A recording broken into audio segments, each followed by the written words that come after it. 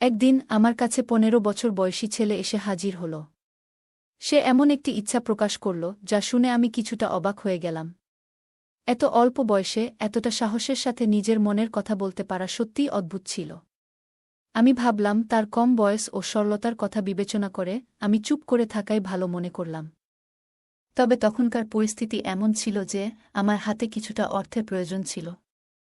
আমি মনে মনে ভাবলাম, এই ছেলেটি তো আমার কোনো বিপদ ঘটাতে পারবে না। বেশিরভাগ সময় এ ধরনের ব্যাপার ২-১ মিনিটের বেশি স্থায়ী হয় না। তাই আমার জন্য এটি একটি সুযোগ হতে পারে যেখানে আমি উভয় দিক থেকেই সুবিধা পেতে পারি। আমার নাম পূজা। আমি ২৬ বছরের একজন স্বাধীন ও আত্মনির্ভরশীল মেয়ে, দেখতে বেশ সুন্দর এবং আকর্ষণীয়। ছোট্ট একটি শহরে থাকি, যেখানে সবাই সবাইকে চেনে। আমার বাবা মা অনেক ছোটবেলাতেই মারা গেছেন, তাই একা থাকার অভ্যাস গড়ে তুলেছি। আমার জীবনে সাদামাটা জীবনধারার প্রাধান্য, আর নিজেকে নিয়ে গর্ব করার প্রয়োজন বোধ করি না। শহরের বাইরে আমার শান্তিপূর্ণ বাড়ি, যেখানে গাছপালা ও ফুলের বাগান আছে। সকালে যোগব্যায়াম ও বাগানের যত্ন নিই। আর্থিক অবস্থা খুব ভালো না হলেও পরিশ্রম চালিয়ে যাচ্ছি।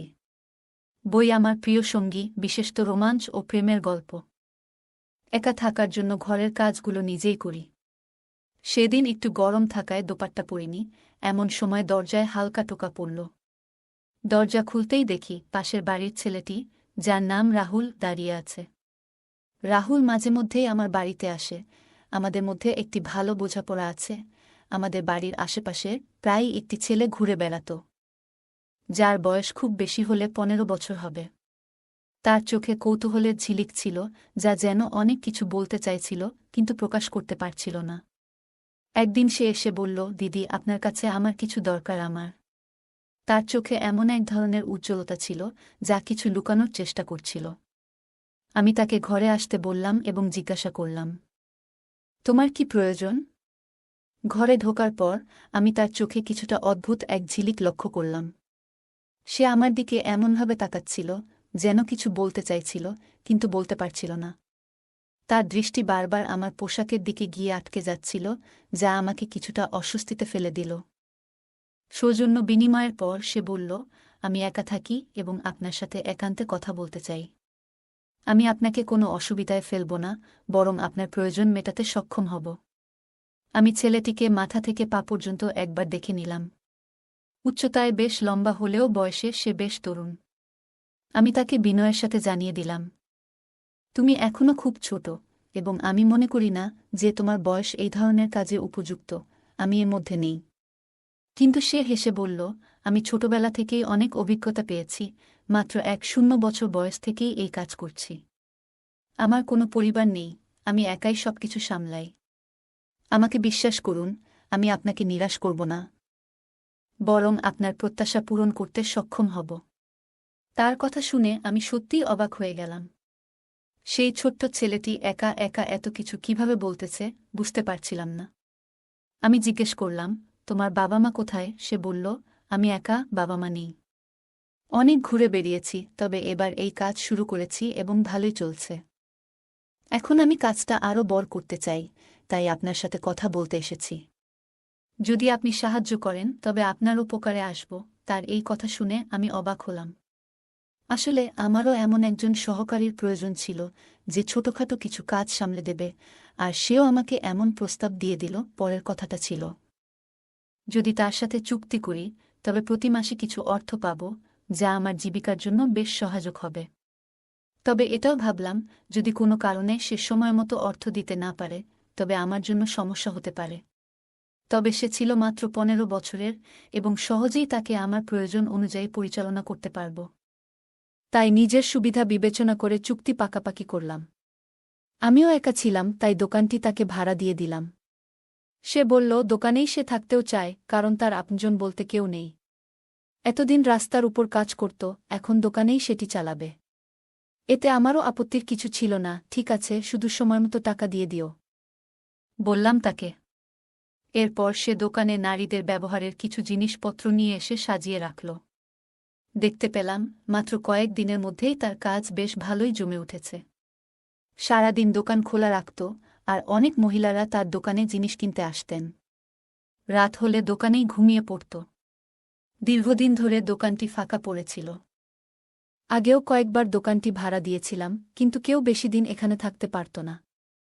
সবাই বলত যে এই জায়গাটা ব্যবসার জন্য উপযুক্ত নয়।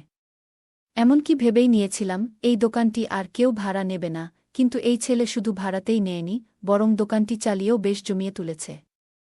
আশ্চর্যের বিষয় হল, সে দোকানে নারীদের জন্য জিনিসপত্র রাখত, আর মহিলারাই তার ক্রেতা হয়ে আসতেন। দোকানের কাজের পাশাপাশি সে আমার ছোটখাটো কাজগুলোতেও সহায়তা করত। বেশ কর্মঠ এবং বুদ্ধিমান ছিল সে। দোকানে আসা ক্রেতাদের প্রতি তার আচরণ বেশ সদয় ছিল, আর জিনিসপত্রগুলো সুশৃঙ্খলভাবে সাজিয়ে রাখত, যা আমাকে বেশ মুগ্ধ করেছিল। তার দায়িত্ববোধও সময়ের সাথে বেড়ে যাচ্ছিল। প্রতিটি জিনিস অত্যন্ত যত্ন সহকারে পরিচালনা করত, ক্রেতাদের সেবায় মনোযোগী ছিল, এবং তার কাজকর্মে ছিল এক ধরনের সততা ও পরিপাটি ভাব। সে নিয়মিত তার ব্যবসা উন্নতির দিকে নিয়ে যাওয়ার জন্য নতুন নতুন আইডিয়া নিয়ে আসত। নতুন কিছু কৌশল প্রয়োগ করেছিল, যার ফলে দোকানের বিক্রিও বাড়তে শুরু করে। কিছু সময় পর আমাদের মধ্যে বন্ধুত্ব গড়ে উঠল, আর আমার ছোটখাটো কাজে আমাকে সাহায্য করত। যখন খাবার একটু বেশি তৈরি হতো, তখন সেটি দোকানে পাঠিয়ে দিতাম। দোকান আর বাড়ির মাঝে ছোট্ট একটা দরজা ছিল, প্রয়োজন হলে সেই দরজা খুলে রাহুলের সাথে কথাও বলতাম। ধীরে ধীরে আমাদের মধ্যে সম্পর্কের গভীরতা বাড়তে লাগল। আমি নিজেও একাকী ছিলাম, তাই রাহুলের সঙ্গ পেয়ে অনেকটাই ভালো লাগছিল। আসলে আমার কোনো সন্তান ছিল না, আর আমার স্বামী নরেশ হৃদরোগে আক্রান্ত হয়ে শয্যাশায়ী ছিলেন। সংসার চালানো বেশ কঠিন হয়ে পড়েছিল। কেউ কেউ মাঝে মাঝে সাহায্য করলেও দোকান থেকে আসা টাকাটা আমার জন্য বেশ সহায়ক ছিল। তাই রাহুলের সাথে সম্পর্কটা ঘনিষ্ঠ রাখার চেষ্টা করছিলাম, যেন সে দোকান ছেড়ে না যায় এবং আমার এই ছোট্ট আয়ের উৎসটিও বজায় থাকে। তবে আমি জানতাম না, যে ছেলেটিকে আমি ছোট্ট এবং সরল মনে করেছিলাম, সে এতটা সহজ সরল নয়।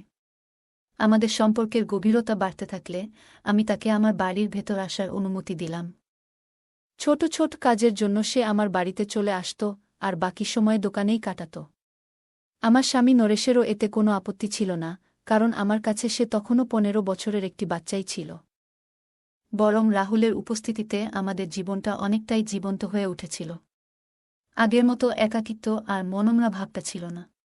প্রয়োজন হলে রাহুলের সাথে বিষয়গুলি নিয়ে আলোচনা করতাম। কিছুদিন পর ঋতু পরিবর্তনের কারণে নরেশের স্বাস্থ্যের অবনতি হতে লাগল। আমার কাছে তাকে হাসপাতালে নেওয়ার মতো টাকাও ছিল না। একদিন এমনই এক সময় আমি চোখের জল ফেলছিলাম। রাহুল আমাকে দেখতে পেয়ে জানতে চাইল, কি হয়েছে, তুমি কাঁদছ কেন? তাকে সব বললাম, নরেশের অসুস্থতা, হাসপাতালের খরচের চাপ এবং জীবন নিয়ে আমার একাকিত্বের অনুভূতি। একজন সন্তানের অভাব আমার জীবনের শূন্যতাকে আরও বাড়িয়ে তুলেছে। রাহুল আমার কথা শুনে মুচকি হেসে বলল, তাহলে সন্তান কেন নিচ্ছেন না? এতে সমস্যা কি? তার এই প্রশ্নে আমি লজ্জায় পড়ে গেলাম। বুঝিয়ে বললাম যে নরেশ এখন শয্যাশায়ী এবং এমন অবস্থায় সন্তান ধারণ সম্ভব নয়। বিবাহের প্রথম দিকে নরেশই চেয়েছিল না যে আমরা সন্তান নেয়ার ঝামেলায় যাই। যখন আমরা সন্তান নেয়ার প্রয়োজন অনুভব করলাম, তখন নরেশ আর শারীরিকভাবে সক্ষম ছিল না। তার এই হঠাৎ অসুস্থতা আমাদের জীবনকে একেবারে পাল্টে দিয়েছিল। নরেশের হার্ট অ্যাটাক হওয়ার পর থেকেই সে আর সুস্থ জীবনে ফিরতে পারেনি। ভালোবেসে বিয়ে করলেও ধীরে ধীরে সেই সম্পর্ক বাধ্যবাধকতার রূপ নিয়েছিল, কারণ আমার সামনে অন্য কোনো পথ খোলা ছিল না। রাহুল হয়তো আমার মুখের অভিব্যক্তি বুঝে ফেলেছিল। সে বলল, আপনাকে চিন্তা করতে হবে না, আমি তো আপনার পাশে আছি। শীঘ্রই আপনার সব সমস্যা দূর হয়ে যাবে। রাহুলের কথায় আমার মুখে হাসি ফুটে উঠল। সে একাই এত সাহসী যে প্রতিটি সমস্যার মুখোমুখি হতে পারে। আর আমি এত বয়স পেরিয়ে এসেও সাহস জোগাতে পারিনি। রাহুল ছোটবেলায় মাত্র 7 বছর বয়সে তার বাবা মাকে হারিয়েছিল। তবুও সে জীবন সংগ্রামে হার মানেনি। নিজের পথ নিজেই তৈরি করেছে এবং পাশাপাশি নরেশেরও যত্ন নিতে শুরু করেছিল। রাহুলের সরলতা ও সাহসিকতা আমার মন ছুঁয়ে গেল। তার কথাগুলি আমাকে সামান্য হলেও স্বস্তি এনে দিল। সে আমার পাশে থাকার প্রতিশ্রুতি দিল এবং আমার একাকিত্বে সঙ্গী হওয়ার প্রস্তাব করল। এতে আমার মনে কিছুটা সাহস ফিরল। আমি বললাম, রাহুল, তোমার প্রতি আমি সত্যিই কৃতজ্ঞ। তোমার কথাগুলি যেন আমার জীবনে নতুন আশার আলো নিয়ে এসেছে। আমার কথায় সামান্য স্বস্তি হচ্ছিল। রাহুল বলল, জীবনে সমস্যা আসবেই, কিন্তু আমরা একসাথে সেগুলো পার করতে পারব। তোমার একা সবকিছু সামলানোর দরকার নেই। তোমার পাশে একজন সঙ্গী থাকা উচিত, আর আমি আছি তোমার সাথে। আমরা একসাথে নরেশের যত্ন নেব এবং তোমার সমস্যাগুলো দূর করার চেষ্টা করব। রাহুলের কথায় যে আন্তরিকতা ও সত্যতা ছিল তা আমাকে গভীরভাবে ছুঁয়ে গেল। সে নিজেই অনেক কঠিন সময় পার করেছে, তবু কখনো হাল ছাড়েনি। তার দৃঢ় মনোবল ও নিষ্ঠা আমাকে অনুপ্রাণিত করল, তার কথাগুলো আমাকে প্রশান্তি এনে দিল। রাহুলের সাহসিকতা এবং তার ইতিবাচক মনোভাব আমাকে আবারও জীবনের প্রতি বিশ্বাস ফিরিয়ে দিল। তোমার সঙ্গ আমার জন্য অনেক মূল্যবান, বললাম রাহুলকে। কিন্তু তোমারও তো নিজের জীবন আছে, নিজের স্বপ্ন আছে। তোমার এত দায়িত্ব কাঁধে নেওয়ার প্রয়োজন নেই, বললাম তাকে চিন্তা ও সম্মানের সাথে। রাহুল শান্তভাবে উত্তর দিল, আমি অনেক কিছু হারিয়েছি পূজা, কিন্তু অনেক কিছু অর্জনও করেছি। জীবন পথচলায় সব সময় সহজ হয় না, কিন্তু যখন আমরা অন্যের পাশে দাঁড়াই তখন এক বিশেষ ধরনের আনন্দ পাই। নরেশের যত্ন নেওয়াও আমার কাছে একটি দায়িত্ব, কারণ আমি জানি তিনি তোমার জীবনে কতটা গুরুত্বপূর্ণ। তার কথাগুলো শুনে আমি এক মুহূর্তের জন্য থমকে গেলাম।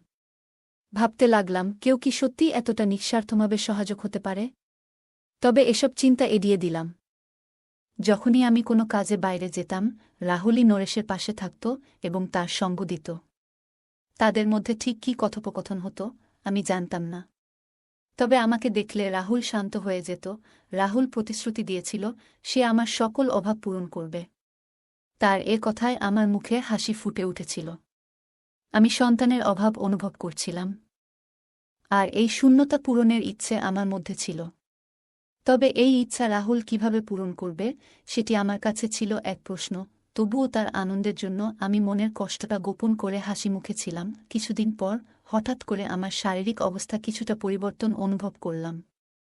অসুস্থ হয়ে পড়লে রাহুলই আমাকে চিকিৎসকের কাছে যাওয়ার পরামর্শ দিল এবং অর্থ সহায়তাও দিল। চিকিৎসকের কাছে গেলে জানা গেল আমি গর্ভবতী। এটা শুনে যেন মাথার উপর আকাশ ভেঙে পড়ল। নরেশের স্বাস্থ্যের অবস্থা বিবেচনায় এটা কিভাবে সম্ভব? আমি কাপা হাতে রিপোর্ট নিয়ে বাড়ি ফিরলাম। ভয় নিয়ে নরেশকে বিষয়টি জানালে সে মুচকি হেসে বলল, এটা তো।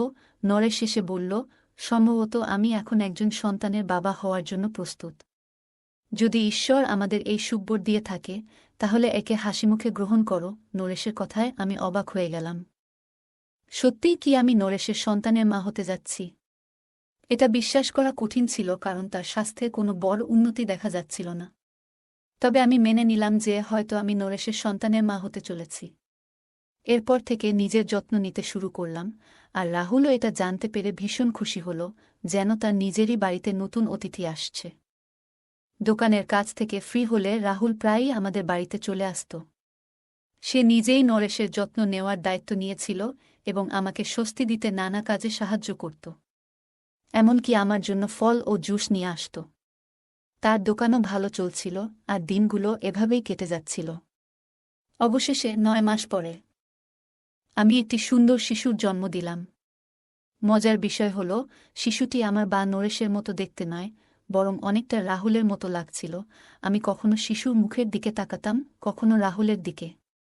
হাসতে হাসতে রাহুল বলল, আপনি তো আমাকে এত দেখেছেন যে আপনার বাচ্চাটাও আমার মতো হয়ে গেছে। কথায় তো আছে, মা যদি গর্ভাবস্থায় কাউকে বেশি দেখে, সন্তানও অনেক সময় তার মতো দেখতে হয়। রাহুলের এই কথায় আমি লজ্জায় মাটিতে মিশে গেলাম। এত কম বয়সে তার এসব বিষয় জানা দেখে অবাক হলাম। আমার কোলে সন্তান আসায় আনন্দে আমার মন ভরে উঠল। বাড়িতে ফিরলে মনে হচ্ছিল জীবন যেন নতুন করে বেঁচে উঠেছে। কিন্তু সন্তান হওয়ার পর ব্যয় অনেক বেড়ে গিয়েছিল, আর বুঝতে পারছিলাম না কিভাবে সব সামলাব। তখন রাহুলই আমাকে সাহায্য করতে লাগল। সন্তানের খরচের দায়িত্বও সে নিয়েছিল। আমাদের জন্য সে মোটেই অপরিচিত ছিল না, আমি তাকে ছোট ভাইয়ের মতোই আপন ভাবতে শুরু করেছিলাম। তার জন্যই আমাদের অবস্থা এখন অনেক ভালো। ভাবলাম তাকে ছোট্ট একটা ধন্যবাদ জানানোর জন্য তার প্রিয় খাবারগুলো রান্না করে খাওয়াব। রাহুল আসার আগে বাচ্চাটিকে ঘুম পাড়িয়ে আমি রান্নাঘরে কাজে লেগে পড়লাম। কিছুক্ষণ পর রাহুল এলো, তার মুখে মিষ্টি হাসি। আমি তাকে সাদরে অভ্যর্থনা জানিয়ে খাবার পরিবেশন করলাম। রাহুল খেতে খেতে বলল, আপনি দারুণ রান্না করেছেন।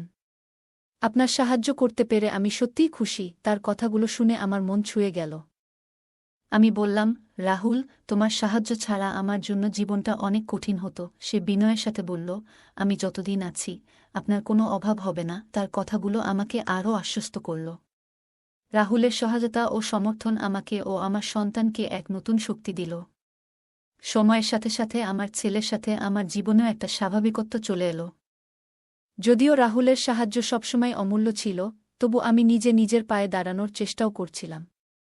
কিছুদিন পর, যখন আমার সন্তান 6 মাস বয়সে পৌঁছাল, হঠাৎ জানতে পারলাম আমি আবার মা হতে চলেছি। এক মুহূর্তের জন্য অবাক হয়ে গেলাম, এত দ্রুত আমি আবার মা হতে যাচ্ছি। আমার মনে এক ধরনের আতঙ্ক জন্মাল, এই নতুন সন্তানের দায়িত্ব কিভাবে পালন করব। আমার প্রথম সন্তানও তো এখনও ছোট, আর নরেশের দায়িত্বও তো আমাকে পালন করতে হচ্ছে। আমার চিন্তা দেখে নরেশ বলল, ঈশ্বর আবারও আমাদের আশীর্বাদ দিতে চলেছেন, এতে ভয় পাওয়ার কিছু নেই। আমাদের প্রথম সন্তান যেমন এসেছিল তেমনই দ্বিতীয়টিও আসবে। আমি মাথা নত করে বললাম, আমাদের দায়িত্ব সবই রাহুলের কাঁধে, সে আমাদের কিছু না হলেও তার সাহায্যেই আমরা দাঁড়িয়ে আছি। এরই মধ্যে আমাদের দ্বিতীয় সন্তানও এলো, আর আমি 2 সন্তানের দায়িত্ব পালনে ব্যস্ত হয়ে গেলাম। আমি এত ব্যস্ত ছিলাম যে নরেশের দেখভালের সময় পেতাম না, যা পুরোপুরি রাহুলের উপর নির্ভরশীল হয়ে পড়েছিল। রাহুলের সঙ্গে আমার গভীর বন্ধুত্ব গড়ে উঠেছিল, যেখানে আমরা সব কথা শেয়ার করতাম। সারাদিন সন্তানদের সামলে রাতে ক্লান্তিতে ঘুমিয়ে পড়তাম, আর রাহুল অনেক সময় সন্তানদের ঘুম পাড়াত। অল্প বয়সেই সে আমাদের পরিবারের দায়িত্ব নিয়েছিল, যা আমাকে অবাক করত। রাহুল কখনো অভিযোগ করত না, বরং আনন্দ নিয়ে দায়িত্ব পালন করত, যা আমার জন্য শান্তির ছিল। তবে মাঝে মাঝে মনে হতো, তাকে এত বোঝা দেওয়া ঠিক কিনা। একদিন রাহুল এসে বলল, আপনি আমাকে পর ভাববেন না, আমি সব করতে পারি। তার এই কথাগুলো আমাকে আশ্বস্ত করত। 3 সন্তানের মা হয়ে আমার জীবন বদলে গিয়েছিল, ভেতরের পুরনো খালি ভাবটাও মুছে গিয়েছিল। এই বাচ্চাগুলো আমাকে দাও, তুমি শান্তিতে ঘুমাতে পারবে, রাহুল হাসি মুখে বলল। আমি খুশি মনে বাচ্চাগুলো ওর হাতে তুলে দিলাম। সে প্রতিবারের মতো আমার জন্য দুধ নিয়ে এসেছিল। আমার দিকে দুধের গ্লাস বাড়িয়ে দিয়ে বলল, তোমার নিজের যত্ন নাও। আমি গ্লাস হাতে নিলাম আর তাকে ধন্যবাদ জানালাম। সে বাচ্চাদের নিয়ে চলে গেল। দুর্ভাগ্যক্রমে আমার হাত ফসকে গ্লাসটি পড়ে ভেঙে গেল এবং আমার কাজ বাড়ল। আমি তাড়াতাড়ি ঘর পরিষ্কার করলাম এবং ক্লান্ত শরীরে বিছানায় শুয়ে পড়লাম। কিছুক্ষণ পরেই আমার মনে হল, যেন কেউ আমার ঘরে এসে উপস্থিত হয়েছে। আমার শ্বাস বন্ধ হয়ে আসছিল। মনে হচ্ছিল কেউ ঘরে ঢুকে পড়েছে। হঠাৎ বোধ করলাম কেউ যেন আমার বিছানার কাছে এসে উপস্থিত হয়েছে। ভয়ে আমি চিৎকার করে উঠলাম, আর আমার আওয়াজে নরেশও জেগে উঠল। আমি তাড়াতাড়ি ঘরের আলো জ্বালালাম, আর তখন যা দেখলাম, তাতে আমার হাত পা ঠান্ডা হয়ে গেল। পাড়ার একজন লোক আমার দিকে তাকিয়েছিল। প্রথমে সে বিব্রত হয়ে কিছুক্ষণ চুপ রইল, তারপর বলল, আমি তো কিছু করিনি। তোমার স্বামী আমাকে নিজেই অনুমতি দিয়েছিলেন, যেন আমি প্রতিদিন এখানে এসে সময় কাটাতে পারি। তিনি বলেন, এভাবেই তিনি কিছু টাকা আয় করতে পারবেন এবং সংসারের কিছুটা খরচ মেটাতে পারবেন। লোকটির কথা শুনে আমি হতবাক হয়ে গেলাম। সে বলল, তোমার স্বামী নিজেই আমাকে বলেছিলেন আমি যেন তোমার কাছে এসে কিছু অর্থ উপার্জনের পথ খুঁজি, যাতে এই সংসারের পরিস্থিতি কিছুটা ঠিক করা যায়। আমার চিৎকার শুনে রাহুল ছুটে ঘরে এসে ঢুকল, আর লোকটি তাকে দেখে বলল, রাহুল, তুই তো বলেছিলি যে ও ঘুমিয়ে থাকবে, কিন্তু সে তো জেগে উঠেছে। এই কথাগুলো শুনে আমার পায়ের নিচের মাটি যেন সরে গেল। রাহুল ভয় পেয়ে আমার দিকে তাকাল। আমি বুঝতে পারছিলাম না ব্যাপারটা আসলে কি। লোকটি অসন্তুষ্ট হয়ে গালিগালাজ করে বের হয়ে গেল। আমি বিরক্ত হয়ে রাহুলকে জিজ্ঞেস করলাম, এটা সব কি হচ্ছে? তখন রাহুল বলল, আপনার স্বামীর কাছে এই ঘর চালানোর মতো টাকা ছিল না। এজন্য তিনি আমাকে বাধ্য করেন আপনার ব্যাপারে সিদ্ধান্ত নিতে। যখন কেউ ক্রেতা আসত, আমি আপনার সন্তানদের নিয়ে যেতাম এবং দুধে ঘুমের ওষুধ মিশিয়ে আপনাকে ঘুম পাড়িয়ে দিতাম। তারপর ক্রেতা আর চলে যেত। এই 3টি সন্তানও ঠিক একই ধরনের একজন ক্রেতার। কারণ নরেশ ভাই পিতা হওয়ার মতো সক্ষম নয়। রাহুল বলল, আমি আপনার সাথে কিছু খারাপ করিনি। যেটা আপনার স্বামী বলেছিলেন, আমি সেটাই করেছি। আমি আপনাকে আপনার স্বামীর অনুমতি নিয়ে বিক্রি করেছিলাম। রাহুলের কথায় আমার পুরো রক্তক্ষরণ শুরু হল। আমি অসুস্থ বোধ করছিলাম। আমি অবাক হয়ে নরেশের দিকে তাকালাম, সে চোখ এড়িয়ে যাচ্ছিল। পরে সে বলল, আমার অসুস্থতার কারণে বাড়ির পরিস্থিতি খারাপ হয়ে গেল। আমি তোমাকে সন্তানও দিতে পারিনি। অর্থাভাব দেখা দিল। এই সব দেখেও আমার হৃদয় কষ্ট পাচ্ছিল। কিন্তু আমি কিছু করতে পারলাম না। তাই যখন আমাকে বোঝা গেল রাহুল কি করছে, তখন আমি বললাম, প্রতিদিন তুমি তাকে কোথাও বিক্রি করে দাও। আমি তো ঘুমের ওষুধের কারণে কিছুই বুঝতে পারিনি। রাহুল এসে ক্রেতাকে নিয়ে আসত এবং সকাল হওয়ার আগেই ক্রেতা চলে যেত। সন্তান হওয়ার কারণে তুমি খুশি হয়ে গিয়েছিলে এবং আমাদের জীবনযাত্রাও পাল্টে গিয়েছিল। আমি শুধুমাত্র এটা চাইতাম। নরেশের কথা শুনে আমি মাথা ধরেছিলাম। আমি বিশ্বাসই করতে পারছিলাম না যে আমার স্বামী আমার উপর এত বড় অত্যাচার করেছে। ঘরের পরিস্থিতি পরিবর্তনের জন্য এবং সন্তানদের জন্য রাহুলের সঙ্গে মিলে তিনি আমার জীবনকে এভাবে বিক্রি করেছেন। আমি কাঁদতে লাগলাম। যখন কান্না থামিয়ে কিছুটা শান্ত হলাম, আমি রাহুলের সামনে হাত জোর করে বললাম, আমাদের জীবন, তুমি চলে যাও। তোমার আসার আগে আমরা অভাবে কাটালেও আমার স্বামী কখনো আমার সম্মানের সাথে খেলা করেনি। তার মনে কখনো এমন চিন্তা আসেনি। আমি বুঝতে পারছি তোমার শিক্ষার কারণে এমন হয়েছে। তুমি যে নারীদের নিয়ে একটি বিশেষ ব্যবসা শুরু করেছ, সেটা একটা উপায়। এইভাবে তুমি নারীদের দুর্বলতা কাজে লাগাচ্ছ। আমি রাহুলকে অবিলম্বে দোকান খালি করতে বললাম এবং তার হাত থেকে আমার 3টি ছোট সন্তানকে করে নিলাম। তারা আমার সামনে দাঁড়িয়েছিল, কিন্তু তাদের বাবার পরিচয় আমার কাছে অজানা ছিল। আমি নিজেকে খুব বোকা মনে করছিলাম যে এতদিন আমি বুঝতে পারিনি যে এই সন্তানগুলো আমার স্বামীর নয়। কেন আমি তাদের দুজনের হাতে এইভাবে প্রতারিত হলাম, সেটা ভাবতেই আমার মন চুপসে যাচ্ছিল। রাহুলের জন্য আমার এই সমস্যার সূচনা হয়েছিল, তবে নরেশও দায়ী। কিন্তু আমি কি করব? আমি তো নরেশের সাথে বিয়েটা করেছি এবং তার পরিস্থিতি এমন ছিল যে আমি তাকে ছেড়ে যেতে পারিনি। তাই বাধ্য হয়ে আমি তার সাথে জীবন কাটাতে শুরু করলাম। রাহুল দোকান ছেড়ে চলে গেল। আমি সেখানে কিছু টাকা জমা করে নারীদের জিনিসপত্র নিয়ে দোকান চালানো শুরু করলাম। ক্রেতারা আগে থেকেই প্রস্তুত ছিল। তাই আমার দোকান চলতে লাগল এবং আমি সংসার চালাতে লাগলাম। আমি আমার সন্তানদের কাছে গিয়ে তাদের নিজেদের কাছে নিয়ে বুকে জড়িয়ে ধরলাম। তাদের বাবার পরিচয় আমি জানি না, কিন্তু আমি জানি আমি তাদের নিজের গর্ভে ধারণ করেছি, তাই তাদের প্রতি আমার ভালোবাসা কমেনি।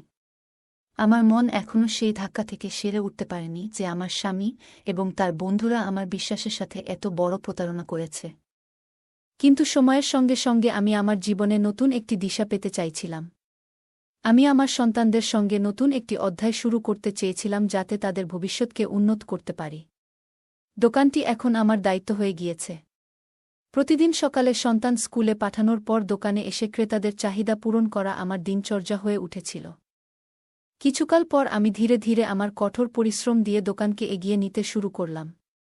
আমার তৈরি করা পণ্যগুলোর বাজারে বেশ প্রশংসা হতে লাগল এবং আমার শ্রমের ফলস্বরূপ সবকিছু ভালোভাবে চলতে শুরু করল। বেশ কয়েক বছর পরে, যখন আমি আমার সাফল্যগুলো দেখি এবং আমার সন্তানদের হাসি শুনি, তখন বুঝতে পারি যে আমার পরিশ্রম এবং সংগ্রাম আমার জীবনকে নতুন একটি পথে নিয়ে গেছে। আমি আমার জীবনে অনেক কিছু হারিয়েছি, কিন্তু এর চেয়েও বেশি পেয়েছি। আমার সন্তান এখন আমার জীবনের সবচেয়ে বড় শক্তি। আমি তাদের যথাযথ শিক্ষা এবং ভালো মূল্যবোধ দেওয়ার চেষ্টা করছি। আমার এই জীবন কাহিনী কেবল আমার জন্যই নয়, বরং সকল নারীদের জন্য একটি অনুপ্রেরণা হয়ে উঠেছে যারা কষ্টের মধ্যে দিন কাটাচ্ছেন। আমি প্রমাণ করতে পেরেছি যে যদি দৃঢ়সংকল্প এবং কঠোর পরিশ্রম থাকে, তবে যে কোনো প্রতিকূলতা অতিক্রম করা সম্ভব। এখন আমি আমার জীবনকে নতুন স্বপ্ন ও আশা নিয়ে কাটাচ্ছি এবং আমার সন্তানেরাও তাদের পড়াশোনা ও ক্যারিয়ারে এগিয়ে যাচ্ছে। আমি তাদের প্রতিটি পদক্ষেপের সঙ্গী। এই গল্প থেকে আমরা শিখি জীবনের সংগ্রামে আত্মবিশ্বাস, বুদ্ধিমত্তা ও সাহসের মাধ্যমে প্রতিকূলতাকে জয় করা সম্ভব। এটি পূজার জীবনের লড়াই এবং রাহুলের প্রতি তার সম্পর্কের আখ্যান, যা সম্পর্কের জটিলতা ও মানবিক বন্ধনকে তুলে ধরে। পূজার গল্পে দেখা যায় স্বাবলম্বিতা ও দৃঢ় মানসিকতা কঠিন পরিস্থিতিতেও নিজেকে টিকিয়ে রাখতে সাহায্য করে। রাহুল, একজন তরুণ হলেও, পরিবারকে সহায়তা ও দায়িত্ব পালন করে। এই কাহিনী আমাদের শেখায় যে ইতিবাচক মানসিকতা দিয়ে যে কোনো পরিস্থিতি মোকাবেলা সম্ভব। এই গল্পটি প্রমাণ করে যে সম্পর্কের সফলতা শুধুমাত্র বয়স, লিঙ্গ বা পারিবারিক প্রেক্ষাপটে নির্ভরশীল নয়, বরং এটি নির্ভর করে আমরা একে অপরের সাথে কেমন আচরণ করি এবং কতটা সহানুভূতিশীল হই। গল্পে রাহুল ও পূজার সম্পর্কের উদাহরণ তুলে ধরে, যেখানে রাহুল তার সততা ও সত্যতার মাধ্যমে পূজার বিশ্বাস অর্জন করে। রাহুল কখনোই তার প্রযোজনগুলো গোপন করেনি, বরং সৎ থেকে পূজার জীবনের সহায়ক ভূমিকা পালন করেছে। গল্পের মূল শিক্ষা হল, সততা ও সত্যতার চেয়ে মূল্যবান কিছু নেই। রাহুল একসময় সমর্থনহীন জীবন কাটালেও পূজার সাহচর্যে জীবনের নতুন অর্থ খুঁজে পেয়েছে। তাদের সম্পর্কটি প্রমাণ করে যে, সত্যিকারের বিশ্বাস ও ভালোবাসা থাকলে সম্পর্কের মধ্যে কোনো সন্দেহ থাকে না। পূজা ও রাহুল উভয়েই জীবনযুদ্ধে লড়ছে। পূজা তার স্বামীর অসুস্থতা ও আর্থিক সংকট সামলাতে চেষ্টা করছে, আর রাহুল তার চ্যালেঞ্জগুলোকে সাহসের সাথে মোকাবিলা করছে। গল্পটি আমাদের শেখায় যে, জীবনে আসা সমস্যাগুলো এড়ানো যায় না, বরং সাহসের সাথে সেগুলোর মোকাবিলা করতে হয়। বন্ধুরা, আজকের গল্পটা অনেক বেশি স্পেশাল। আশা করছি তোমাদের ভালো লাগবে। বাংলা অডিও স্টোরি চ্যানেলে নিয়মিত গল্প পাবেন, তাই গল্পগুলো ভালো লাগলে ভিডিওটি লাইক, শেয়ার এবং চ্যানেলটি সাবস্ক্রাইব করে পাশে থাকুন।